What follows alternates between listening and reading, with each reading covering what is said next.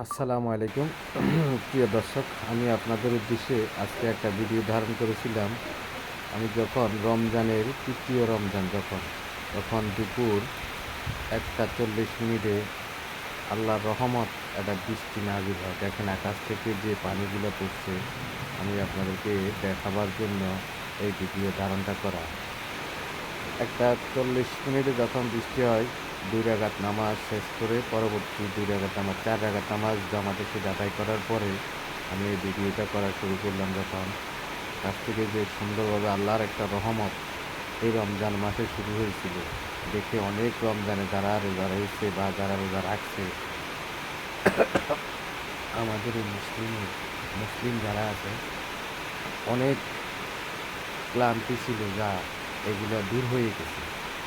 কেননা বৃষ্টির সাথে সাথে অনেক সৌন্দর্য, দেখেন গাছের প্রকৃতিগুলা কত সৌন্দর্য হয়ে গেছে।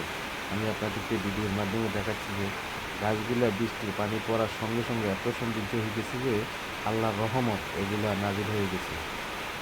দর্শক, যখন বৃষ্টি হয়েছিল অনেক লোক বলতেছে আল্লাহ রহমত, এগুলা রমজানের মাধ্যমে যে বৃষ্টিগুলো হচ্ছে এগুলো হলো আল্লাহর একটা রহমত, আল্লাহর একটা নেহামত।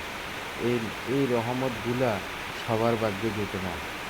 সবাই এই এই রহমতগুলো সবাই খুঁজে পায় না।